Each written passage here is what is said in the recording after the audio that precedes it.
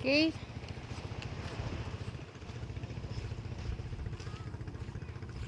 Walking along the beach. Dito grounding na tayo. Grounding na tayo dito sa ano, tabi ng dagat. So tanggalin ang mga sapatos. Then let's go grounding. Yan.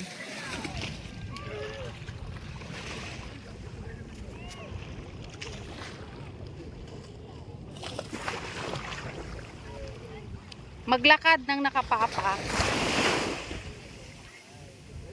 Ang ganda ng ang ganda ng dagat at maganda yung panahon.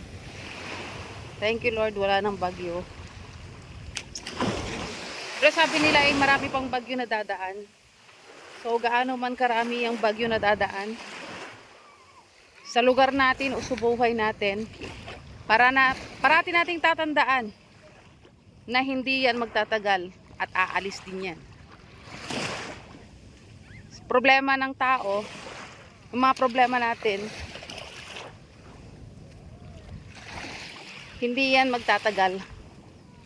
So tibayan lang ang loob, magpakatatag lang, magdasal, magtiwala sa Panginoon. At dahil siyang may kakayanan kung paano natin mapagtatagumpayan ang lahat. Ayan.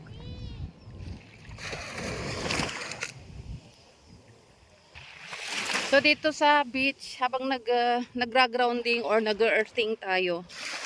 So ang saya-saya ng mga tao, parang walang nangyari, no? Ang Pilipino talaga, we are well known of yung pagiging resilience natin. Yung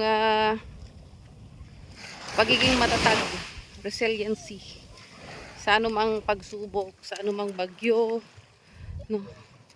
But I pray to God na sana wala nang dumaan na bagyo. Kasi ang Pilipinas ay isa sa mga bansa na kung saan ay daanan ng bagyo. So paraanin lang ang bagyo.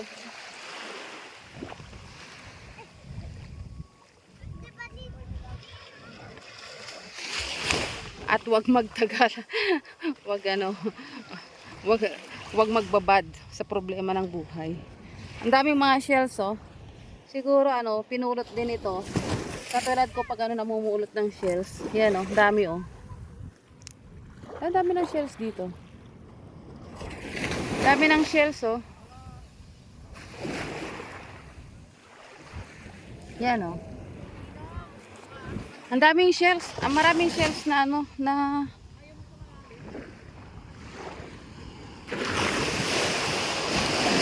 wag na ako mamulot kasi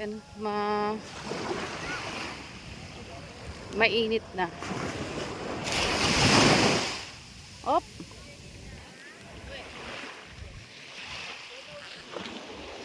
When I see you smile, I can face the world.